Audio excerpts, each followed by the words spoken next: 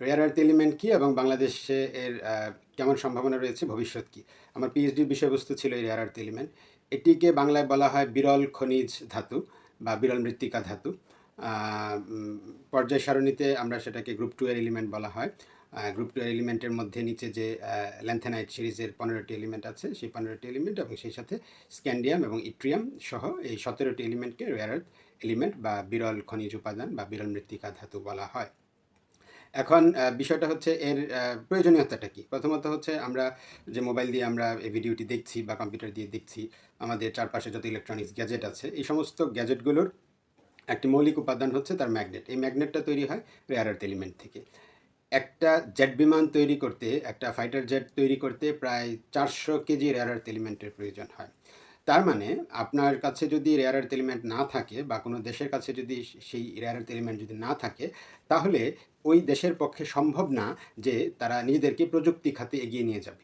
তারা নিজেদের জন্যে প্রতিরক্ষা ব্যবস্থা তৈরি করবে। তারা বিশেষ করে এটাকে টেক কোকেইন বলা হয়, হ্যাঁ? মানে এই টোটাল মডার্ন টেকনোলজিটা বহুলাংশে এই রেয়ার আর্থের উপর ডিপেন্ডেন্ট।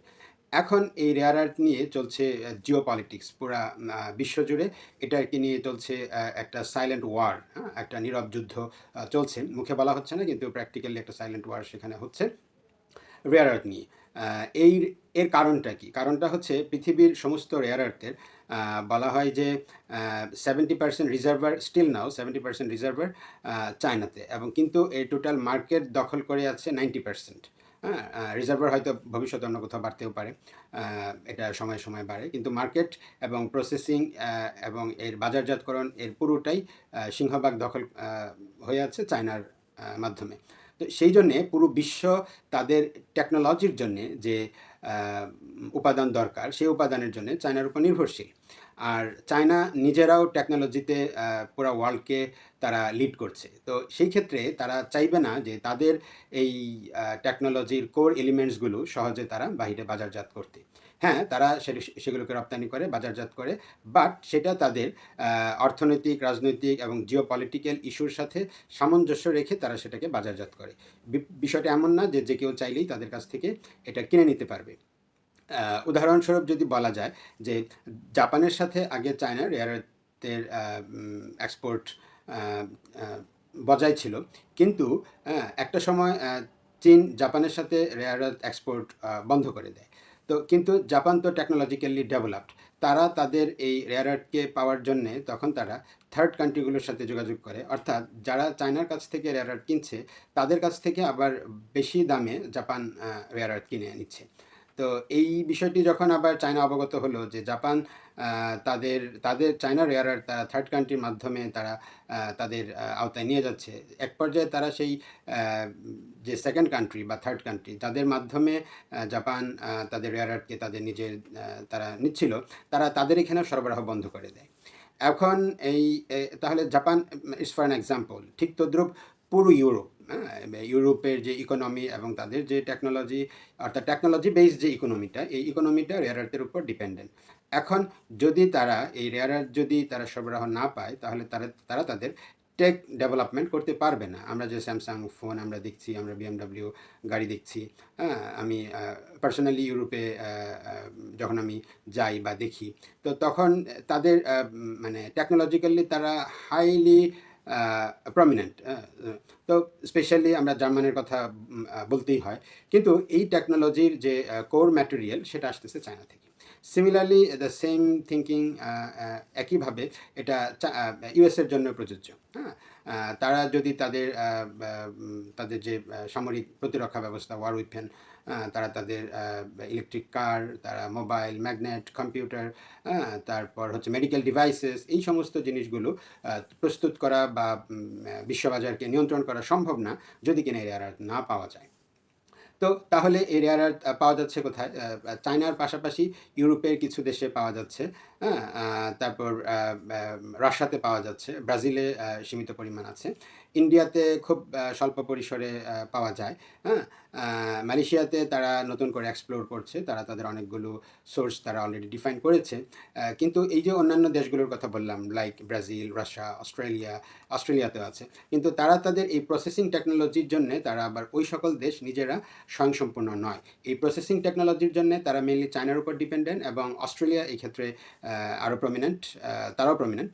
তো যেমন ফর এক্সাম্পল, মালয়েশিয়াতে রেয়ার আর্থের যে ইন্ডাস্ট্রি, এটাকে লিড করছে অস্ট্রেলিয়ান লাইনেস কোম্পানি। তো এখন অর্থাৎ অন্যান্য দেশে রেয়ার আর্থ থাকলেও তারা সেটার উৎপাদন, সেটার প্রসেসিং, এই টোটাল বা তার ডাউনস্ট্রিম ম্যানেজমেন্ট, এইগুলোর জন্যে তারা অস্ট্রেলিয়া বা চায়নার উপর ডিপেন্ডেন্ট। তার মানে দেখা যাচ্ছে একমাত্র চায়নাই পুরা ওয়ার্ল্ডের মধ্যে এই ক্ষেত্রে স্বয়ংসম্পূর্ণ, বাকি সবারই কিছু সীমাবদ্ধতা রয়ে গেছে। যেমন কারো হয়তো সোর্স আছে, টেকনোলজি ওইভাবে নিজেদের কাস্টমাইজ টেকনোলজি ডেভেলপড হয় নাই, অথবা কারো টেকনোলজি আছে কিন্তু সোর্সের ঘাটতি আছে। তাহলে এখন এইটা হচ্ছে বিলিয়ন বিলিয়ন ডলারের একটা ওয়ার্ল্ড ওয়াইড মার্কেট। এখন কোনো একটি সহজ উদাহরণ দিয়ে যদি আমি বুঝাই যে আমি একটা জিনিস পেতে চাচ্ছি আপনার কাছ থেকে, কিন্তু আপনি দিতে চাচ্ছেন না, তখন আমি আপনার সাথে নেগোসিয়েশন করব, টার্মস অ্যান্ড কন্ডিশনে আসবো, আপনাকে আমি কিছু সুবিধা দিব, কিছু সুবিধা নিতে চাইবো। তাতেও যদি কাজ না হয় তখন আমি সেটা জোরপূর্বক নিতে চাইবো। আপনার শক্তি থাকলে আপনি বাধা দিবেন, তখন সেখানে সংঘাতের সৃষ্টি হবে। এবং দুটো দেশের মধ্যে যখন এই ঘটনাগুলো ঘটে তখনই সেখানে যুদ্ধের অবতারণা হয়। এখন সেই যুদ্ধটা বিভিন্ন পর্যায়ে হতে পারে, সেটা বাণিজ্যিক পর্যায়ে হতে পারে, সেটা রাজনৈতিক পর্যায়ে হতে পারে, অথবা সেটাকে আমরা সরাসরি যেটাকে যুদ্ধ বলি একটা পর্যায়ে সেদিকেও যেতে পারে। যেমন আমরা যদি আরও এই রেয়ার আর্থের পাশাপাশি আছে ক্রিটিক্যাল মিনারেল, হ্যাঁ, ক্রিটিক্যাল মিনারেল, রেয়ার আর্থ, এই দুটোই ভ্যালুয়েবল। এই বিষয়গুলোর জন্য Ukraine one of the good hub. তো গ্রিনল্যান্ড অ্যানাদার হাব। তাহলে আমরা দেখতে পাচ্ছি যে ইউক্রেন নিয়ে ওয়ার্ল্ড ওয়ার কীভাবে হচ্ছে, গ্রিনল্যান্ড নিয়ে কীভাবে হচ্ছে। তাহলে এই সবগুলোর পিছনে যে সকল কারণ রয়েছে তার মধ্যে one of the reasons, I am not saying it's just the sole reason, এর অসংখ্য কারণগুলোর মধ্যে it's one of the reasons আর like rare earth elements and critical minerals. তো এখন এই তো গেল হচ্ছে পুরো বিশ্বের ব্যাপার। এখন আমাদের বাংলাদেশে আমরা আমরা কী করব? তো প্রথমত হচ্ছে আমাদের ওইভাবে টেক ইন্ডাস্ট্রি ডেভেলপ করে নাই যে আমরা রেয়ার আর্থ এনে নিজেরা মোবাইল, কম্পিউটার, আমরা ওয়ার উইপেন, আমরা বা মেডিকেল ডিভাইসেস এগুলো আমরা তৈরি করব। ওইভাবে আমরা এখনও নিজেরা স্বয়ংসম্পূর্ণ না। তো সেই ক্ষেত্রে আমরা যেটা করতে পারি সেটা হচ্ছে, বাট আমাদের লটস অফ ল্যান্ডস রয়ে গেছে এবং এগুলো আনকাভার্ড স্টিল নাও, এগুলোতে রেয়ার আর্থ আছে কিনা এগুলো রিভিল করা হয় নাই। আমি প্র্যাকটিক্যালি আমার কাজের জন্য, পিএইচডির জন্য আমি পৃথিবীর বিভিন্ন জায়গায় বিভিন্ন মাইনিং সাইট আমি এক্সপ্লোর করেছি, সেখান থেকে স্যাম্পল নিয়ে অ্যানালাইসিস করেছি। পৃথিবীর বিভিন্ন দেশে আমি ট্রাভেল করেছি to find out the sources of rare earths and to acquire the knowledges regarding this. তো সে ফর অস্ট্রেলিয়ান লাইনেস কোম্পানির সাথেও আমার পরোক্ষভাবে কাজ করা হয়েছে, তাদের কিছু প্রবলেম সলভ করার জন্য আমরা আমাদের ল্যাবে কাজ করেছি। তো এই যে এখন আমাদের বাংলাদেশে আমরা এই চর্চাটা করতে পারি। হ্যাঁ, আমাদের বাংলাদেশে আমরা আমরা আমাদের বিশেষ করে কোন জায়গাগুলোতে রেয়ার আর্থ পাওয়া যায়, হ্যাঁ, বিশেষ করে যেখানে ইতিপূর্বে ভলকানিক ইরাপশন হয়েছে, হ্যাঁ, আগ্নেয়গিরির অগ্নুৎপাত ছিল, বা এই ধরনের যে জোনগুলো বিশেষ করে হতে পারে আই এম নট শিওর। তো এগুলো এক্সপ্লোর করার প্রয়োজন আছে। আমাদের চট্টগ্রামের সীতাকুণ্ড আছে, তারপর আমাদের কয়লা খনিগুলো যেখানে আছে, তা সেটার একটা আমাদের স্ট্রং জিওলজিক্যাল ব্যাকগ্রাউন্ড আছে। তো তারপর বিভিন্ন স্যান্ড এরিয়াগুলোতে পাওয়া যায়, বিভিন্ন রক এরিয়াগুলোতে পাওয়া যায়, যেমন ভারতের স্যান্ডস এরিয়াগুলোতে পাওয়া যাচ্ছে মোনাজাইট, জেনোটাইট, এই ধরনের স্ট্রং সোর্সগুলো রক টাইপ সোর্সের মধ্যে আছে। তো আমাদের দেশেও আমাদের হিলট্রেক্স এরিয়াগুলোতে এই ধরনের সাইট কিন্তু আছে। আমি বলছি যে মানে ভিজিবল, অর্থাৎ খালি চোখে এই ধরনের কিছু সাইট দেখা যায়, বাট আমাদের এগুলো ন্যাশনালি এক্সপ্লোর করা হয় নাই। তো আমাদের এগুলো এক্সপ্লোর করা প্রয়োজন। হ্যাঁ, আমি যদি ব্যক্তিগতভাবে আমি অর্থাৎ বাংলাদেশের অথরিটির সাথে, গভর্নমেন্ট অথরিটির সাথে যদি আমি এটা নিয়ে কাজ করতে পারি, আমি নিজেকে সৌভাগ্যবান মনে করব। তো অথবা আমাদের জিওলজি নিয়ে যারা কাজ করছেন, মিনারেলস নিয়ে যারা কাজ করছেন, তাদের সুযোগ আছে এই জায়গাগুলোতে দেখার। এবং এটার মাধ্যমে আমি আরেকটু বলতে চাই যে সেটা হচ্ছে, ব্যক্তিগতভাবে আমি খোঁজার চেষ্টা করছি আমাদের দেশে এই ক্রিটিক্যাল মিনারেলস এবং rare earths exploration, excavation, processing, তারপর মেথড ডেভেলপমেন্ট, এগুলো নিয়ে কারা কাজ করছে। হ্যাঁ, যদি এই ভিডিওটি তেমন কারোর কাছে পৌঁছে যায়, অনুগ্রহ করে তার সঙ্গে যদি আমার যোগাযোগ হয় আমি নিজেকে সৌভাগ্যবান মনে করব। তো আমাদের কাজ করার একটা ক্ষেত্র তৈরি হবে, হ্যাঁ, আমাদের কাজ করার একটা ক্ষেত্র তৈরি হবে, অর্থাৎ বাংলাদেশে আমরা নতুন একটা সম্ভাবনার দ্বার উন্মোচন করতে পারবো। হ্যাঁ, আমার কথা হচ্ছে যে আছে কিনা আমরা জানি না, কিন্তু থাকার সম্ভাবনা আছে, আমাদের সেগুলো এক্সপ্লোর করা দরকার। যদি আমরা পেয়ে যাই এই ধরনের কোনো স্ট্রং সোর্স, তাহলে সেটা আমাদের বাংলাদেশকে এক ধাপে বিলিয়ন বিলিয়ন ডলার এগিয়ে নিয়ে যাবে। হ্যাঁ, এবং সেটা আমাদের মানে আই মিন ওয়ার্ল্ডের একটা ফোকাস পয়েন্ট হিসাবে সেখানে বাংলাদেশ দাঁড়াতে পারে। হ্যাঁ, তো আমাদের আরও অনেক কিছু, অনেকগুলো সাইট আছে, আমি ব্যক্তিগতভাবে এগুলো নিয়ে স্টাডি করছি, হয়তো একসময় এগুলো আমি আরও বেশি জনসম্মুখে নিয়ে আসবো কিছুদিনের মধ্যে। হ্যাঁ, আমাদের কোথায় কোথায় সম্ভাবনা আছে, এবং এখানে কিছু টেকনিক্যাল ব্যাপার আছে যে কত কনসেন্ট্রেশন থাকলে এগুলো কমার্শিয়ালি বা ইকোনমিক্যালি ভায়াবল, ওই বিষয়গুলো দেখে জাজ করতে হবে। বাট এই বার্তাটার উদ্দেশ্য ছিল হচ্ছে যে আমাদের দেশে রেয়ার আর্থ বা ক্রিটিক্যাল মিনারেলস এর এক্সপ্লোরেশন প্রয়োজন, এর আইডেন্টিফিকেশন প্রয়োজন, এবং আমি ধারণা করি আমাদের সেই সক্ষমতা আছে এবং সেই সোর্স আমাদের আছে। আইডেন্টিফিকেশন খুব জটিল কিছু না, এটা আমাদের কেমিস্টরা বা আমাদের কেমিক্যাল ইঞ্জিনিয়াররা ইজিলি করতে পারেন। আমি যেটুকু এই বিষয়ে পৃথিবীর বিভিন্ন প্রান্ত থেকে আমার যেটুকু জ্ঞান অর্জন হয়েছে, এটুকু জ্ঞান আমি কাজে লাগানোর জন্য অবশ্যই আমি সদা প্রস্তুত।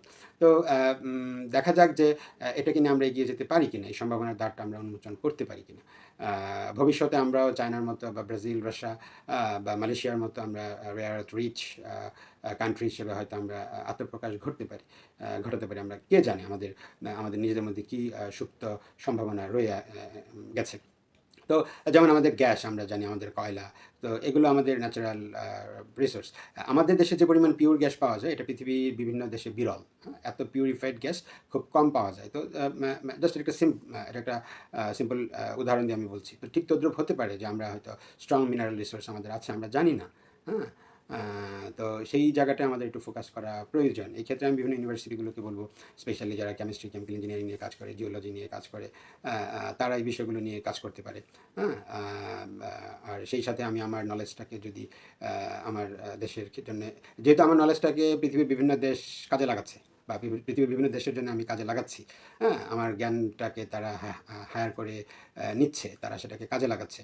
তো আমি সবচেয়ে স্বাচ্ছন্দ্য বোধ করবো আমার এই ক্ষুদ্র জ্ঞান যদি আমার মাতৃভূমি, আমার জন্মভূমি, আমার প্রিয় বাংলাদেশের জন্য যদি কাজে লাগে, তাহলে আমি নিজেকে সবচেয়ে বেশি ধন্য মনে করব। তো সেই সম্ভাবনা এবং সেই প্রত্যাশা নিয়েই আজকের আলোচনা এখানে শেষ করছি।